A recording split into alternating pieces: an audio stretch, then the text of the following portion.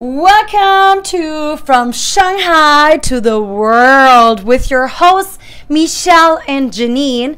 If you don't know yet of why we're doing this, well, we just want to bring all these amazing people who are based with their lives and work in Shanghai to the world, no matter where you guys are.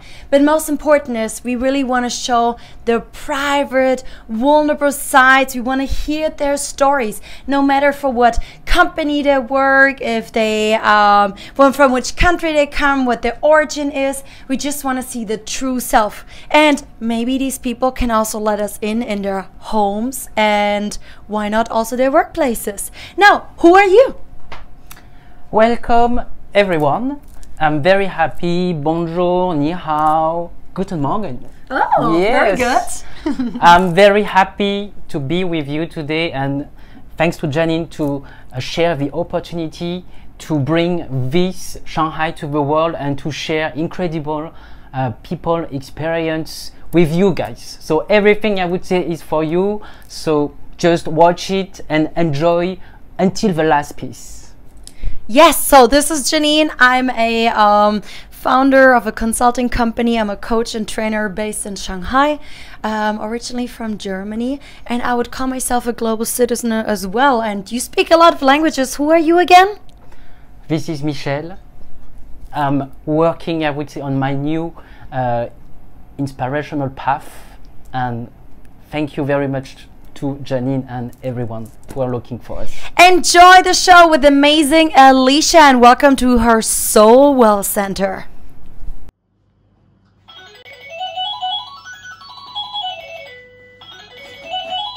Hello, welcome to Soul Well. Thank you for having us. Hey, nice to have you. Come on in and get your coats off. Thank you. So lucky me. I know you a little bit longer now. Hey, look, we're even like wearing a partner look. Exactly. So I think if I had to describe of who Alysia is, I would definitely use the word diversity. That's why I think you're so special. I have so much respect for this. It's crazy. So I feel like, tell me a little bit more about the environments that you created. And I know your home, I know this place, your workplace here. Like, how does it reflect of who you are as a person? I think most of the spaces that I use, because I'm a creative person and I'm expressive that way, I have lots of personal touches, which I'll show you throughout the tour of this place and as you're asking me questions. I think what's really important is that I look at what the use is of each room and the user experience of what it is, and then I figure out how am I connecting with that and what part of myself do I want to express with that. So for example, in this space that we're in now, all of this furniture is made out of paper, and it's reusable, right? It's lightweight, it's flexible, it can be moved, so you've got sustainability. And it holds 330 kilograms, so you don't have to worry about falling off of it or having it collapse. I checked. and the way this reflects me is, as a creative person, I want to be able to do what I want to do when I want to do it, okay? I want to be able to use a space however it needs to be done to do all kinds of different things. For me, one of the beautiful things about life is options. And when you have things like this, these beautiful designs which allow you to have options for your space, it helps everybody, all the users, to do what they need for their experience. And that's how it reflects me at this point. Interesting. I mean, like, even if I look at your career a little bit, you've lived in so many different countries, and you've done different kind of jobs. You have so many talents. I've seen her CV before. It's crazy how much expertise in different fields you have. Design, creativity, psychology, teaching, and there's so much more, which hopefully you'll show us in different pieces very, very soon. Sure. Yeah, I don't sleep much, but I sleep more now than I used to. But Whenever I couldn't sleep, I just decided to use my time to learn things. Well, that's a good thing because thank goodness we have some good friends who are trying to train us to sleep more. Yes. I used to sleep little too, right? Yeah. So except for yeah, I would get up super early, and you would still be up working super late. You work on so many projects like me. You get so much stuff done. It's crazy. Yeah. But work in progress. We're getting better. Yes. There you go. Nobody's perfect. So Alysia, tell us about what is physical center apart from what you are doing here. So the physical wellness part of what we're doing here is really reflective and important of me because I'm very big into yoga. I think that it's a really important thing. And the physical wellness really is important to all the other areas. For me, some things that people don't really know about me is I actually have a lot of problems with my back. I actually had an accident where somebody hit me in a car into another car. And I didn't realize for a couple of months that I had a herniated disc. And they recommended I get surgery, and I said no. And instead, I used yoga, Pilates, massage therapy, and chiropractic to actually get me to be okay without needing the surgery.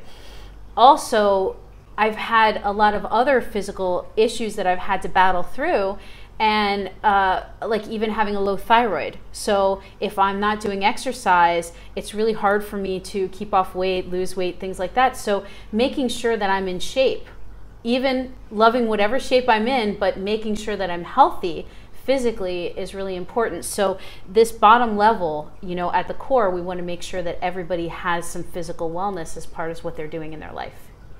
Thanks very much, Alysia, to share with us a part, I would say, of your life story. Yeah. And look at me.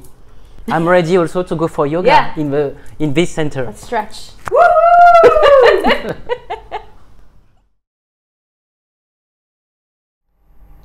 So actually, you know, when I was a child, I used to like sitting on the floor.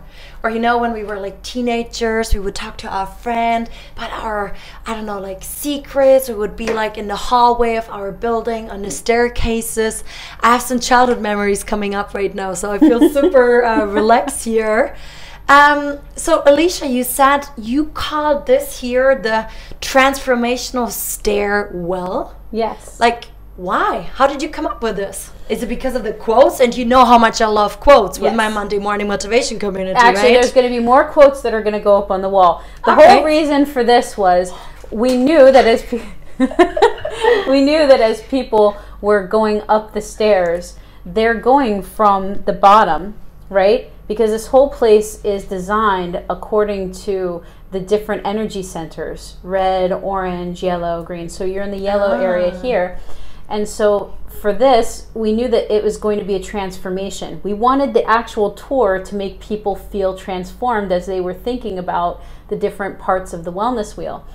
And the other thing is, I hate stairs. I'm like Kung Fu Panda. Stairs are my enemy. Ooh. So I was like, if I'm going to be going up these stairs every day, I want to have some stuff to motivate me as I'm going up the stairs. And butterflies are a symbol of transformation, so we added those in. Oh yeah, with the cocoon. Yes. They're the best example. Wow. Exactly. That's so cute. Can I just stay here? Just come and pick me up later on, guys. Okay, I'll be right here. Hi guys, so welcome back in this wellness center with our dear Alysia. So can you tell us more about why this consultant room is green color for you? Yes, because the energy center that's green is your heart. And your heart is all about heart-to-heart conversations, one-on-ones. So we have a lot of coaching and little private conversations and little small meetings that are happening in this room. Wow, so this room, it's true that you can feel and sense a lot of different things. Yes. And interesting because you're just mentioning heart-to-heart. Yes. So what does heart-to-heart conversation means to you? For me, a heart-to-heart conversation is when two people are connecting on a very deep level. It can be emotional, but it can even be deeper than that. I have always had a lot of heart-to-heart conversations with people. Some people call them deep conversations. Just recently, I had a conversation with somebody who was looking at some cards, and we were talking about family issues and things that had created patterns of behavior. And she was sharing some of her childhood, and then I was sharing some of the things that I had been through that I related to. So it's kind of this reciprocal sharing of heartfelt energy. And when you have that, you connect on such a different level that you're able to change and transform so much more rapidly. You feel heard, you feel trusted, you feel understood, and you feel like both people are giving and taking, and they're receiving, and that's perfect balance. And that's what I hope happens in this room. I'm really sure that in this room, we could have more heart and heart conversations. The thing is, you know, sometimes it's not so easy and so quick, you know, to have this kind of deep level conversation with, let's say, everyone we can have around us. Yes, you have to create rapport. So that's something that we talk a lot about in helping professions and counseling and in coaching. You want to make sure that you're creating trust, and that there are different ways that the person knows that you're listening to them and that you care about what they're saying, the way that you are attending to them, the way that you're physically echoing some of the things that they're doing, and let them understand that you're there to serve them by either listening or providing advice or support, whatever the conversation is for, because they all have different goals. I think that rapport is one of the most important things that you can have with anybody that you're working with or talking to or have any kind of relationship with. Even students, you have to have rapport with them. Thank you very much, Alysia. So this space is called Soul Collaborative, and this was my vision of a co-working space, but with a very creative edge, making you feel like you're more at a beach so that you don't have to feel like you're stressed at work. Oh wow, I actually feel like I'm on vacation now, which I normally should do more often of us, right? Definitely. Work. Blue used to be one of my favorite colors, to be honest. And so, you know, I actually started as a career coach when I decided to open my own company here in China after having left HP after 7 years. Goodbye, IT. So because I also know your CV, which is actually has a beautiful layout. We can learn a lot from your CV. I have been wondering, you were self-employed, you were employed, you worked in all these different countries, as mentioned earlier. Like, tell me about the career changes. Like, what motivated you to maybe be self-employed again, or like do all these career changes? Because I think we all go through different life stages where we actually feel lost. And we're reconsidering, should I change the company I'm working for? Should I change the city, the country, like we did, USA, Germany, right? So is there some advice you could give, or what was your motivation, your driver for the career changes? Each career change had a very different reason. The first thing everybody should know is that I decided I wanted to be an art teacher when I was in 9th grade. Wow. And I took tests in 10th and 11th grade for what career I should be in, and art teacher was at the top. So I made the decision early on.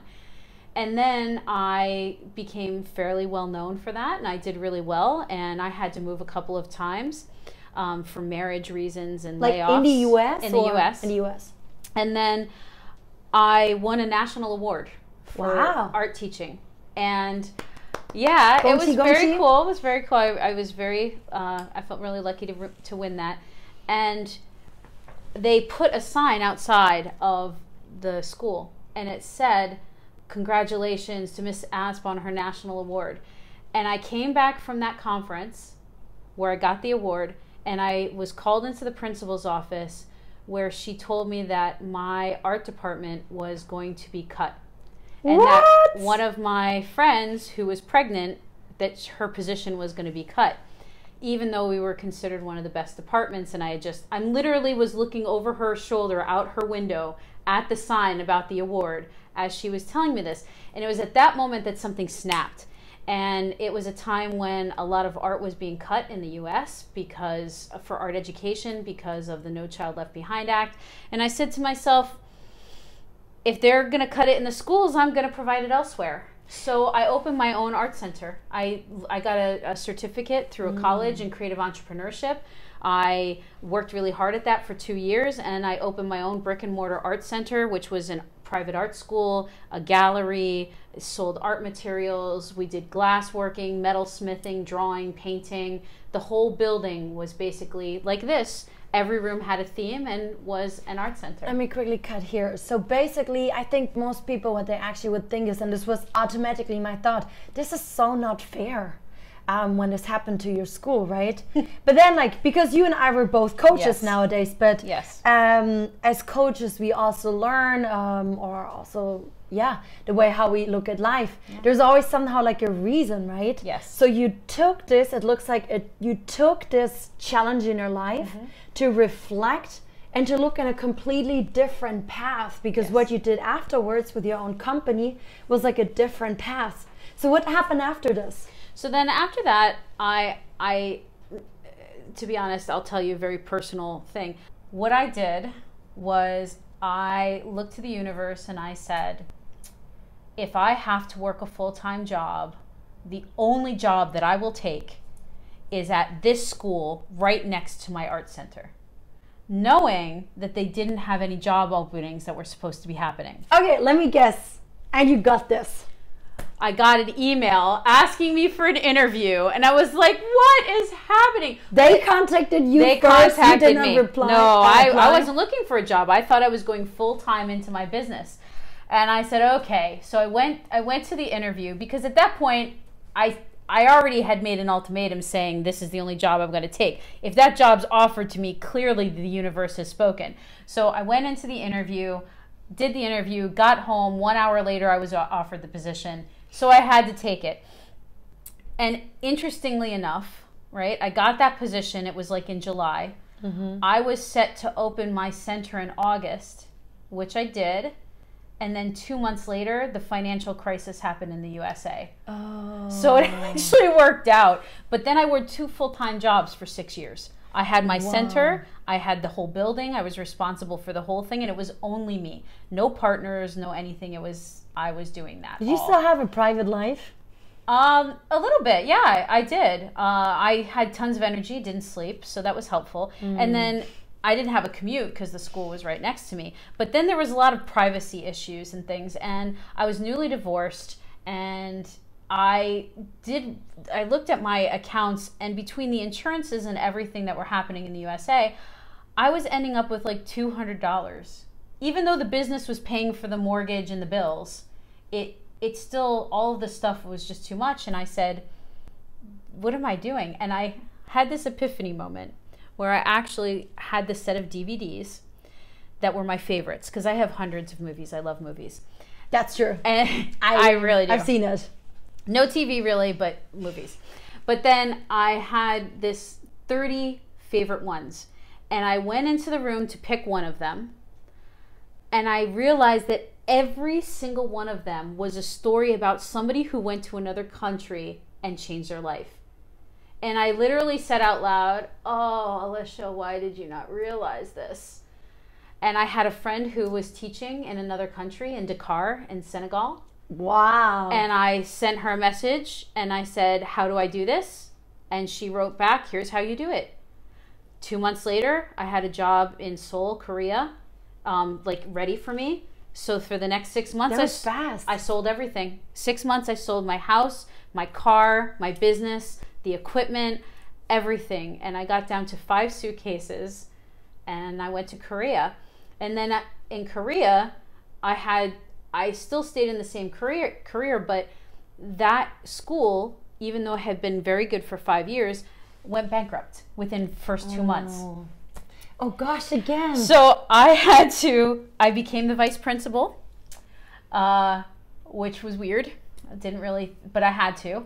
And basically had to help keep the school open so that the kids could graduate. I had kids who were accepted to good colleges, and even though I didn't make the money I was supposed to, and there's still money owed to me, I said it's about the kids and I wanted to make sure that they graduated. So I finished that, and meanwhile, I got the job here in Shanghai. I had offers around the world and I liked the one in Shanghai, and then I came here. And then once I was here, I realized that every school I'd been in was cutting arts. They cut the arts again at that school. And I said to myself, okay, something has to change here. And that's when I decided to start looking at more entrepreneurship again. I had already been coaching on the side, and I said, I'm going to start to do something different. And then the pandemic hit.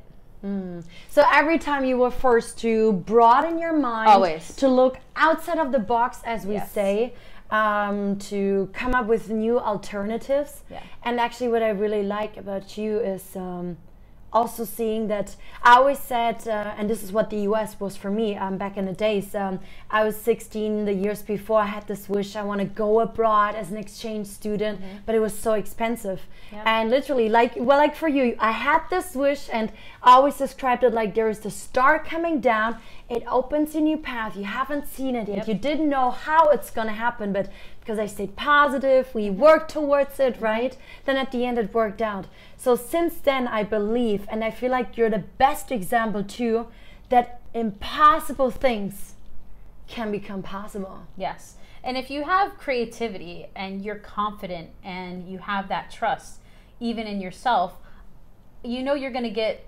around everything. You're going to make it through anything, and you just have to pivot and figure that out. And that's why now I'm doing creative coaching, because now art education is even getting hit a lot of places, even in this country. Sure. And so now I was like, okay, well then I'll open my own business. And I had my friend who said, I'll help you with it. So I got a business partner, and she said, let's open the wellness center that you had in your mind.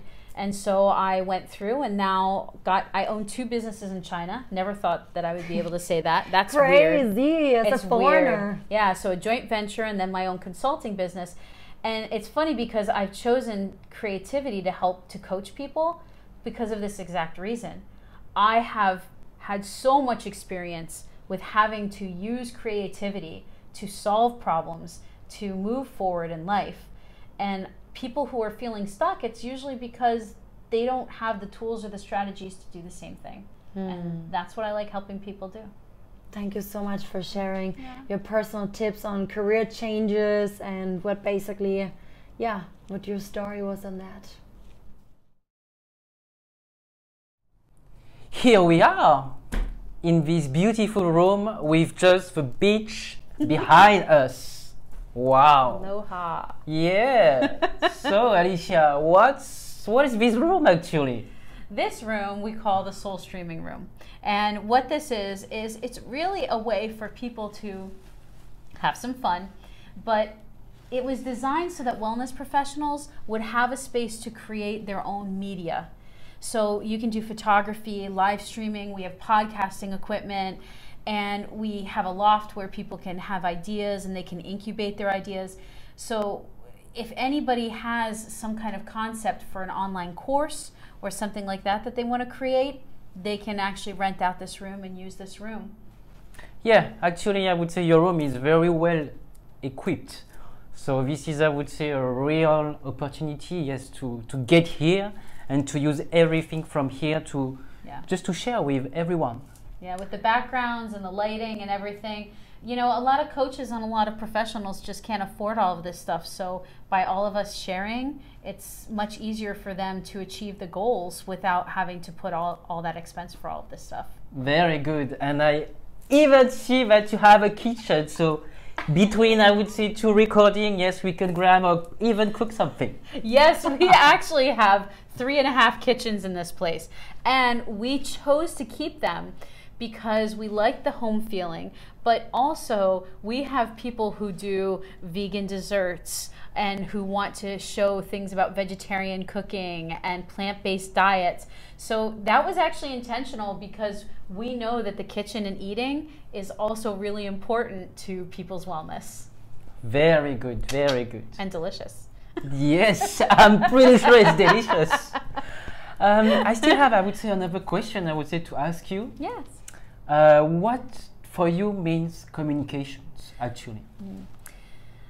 For me, communication is one of the most vital things that we need to pay attention to, especially now when we have this pandemic where people are pulling away, but then they're using things like social media and things like this room to communicate with others. Communication for me is connection. It's expression for connection.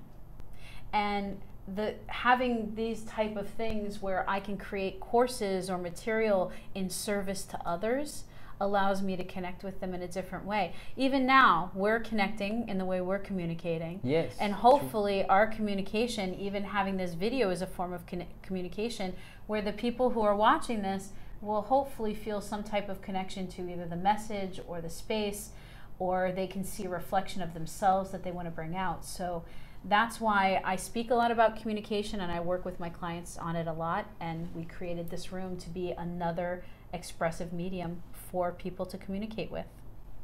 Amazing. So, you know, guys, you can have communication, we can have some cooking here, and we can also share together. So let's come to this wellness center. It's about community.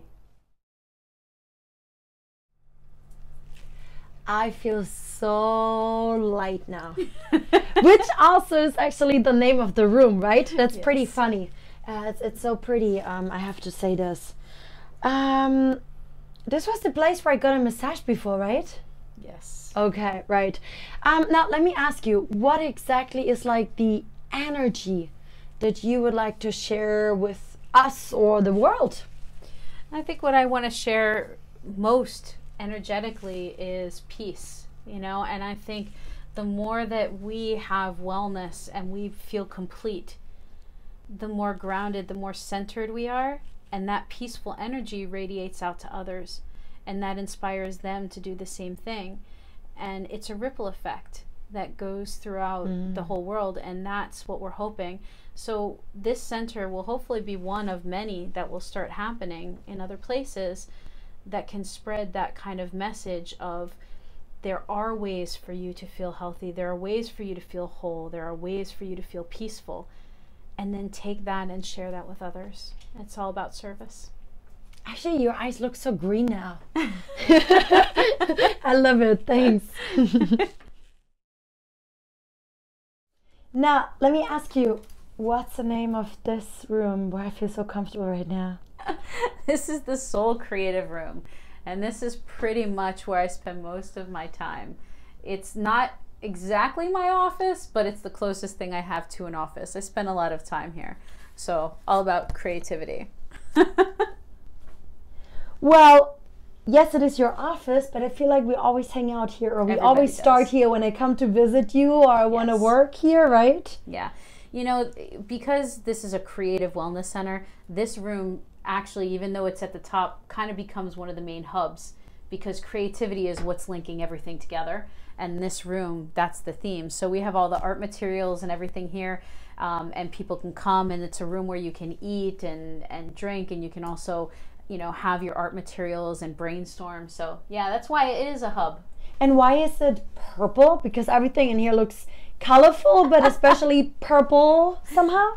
Well, purple is the color for this energy center, which is very creative, and it's also that you're able to see beyond the physical, right? And so as we're at the top now, and we've gone through all the colors, that's one of the reasons.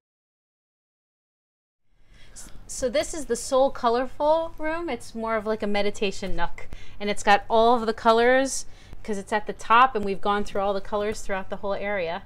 I like, actually, I would say, this sense of this room here. So could you tell us more about what does it mean? What is your favorite color for you? Well, the favorite color is purple, and then I love red, which I'm wearing. Yeah. But for me, having all the different colors is really important, because the way that the psychology of them, the way that you use them, is something I use a lot in my work and that I've used with clients. So I think that all of the colors are beautiful, but if I have to pick, I'm going to pick purple every time. And for me, it's a color that's not masculine or feminine. It has a regalness to it, and it's a color of the two ends of the spectrum. The red and the blue come together to make purple. That's why it's my favorite. Thank you. And we also like, I would say, all the color because it's rainbow. Who doesn't like rainbow, actually? Yeah, beautiful.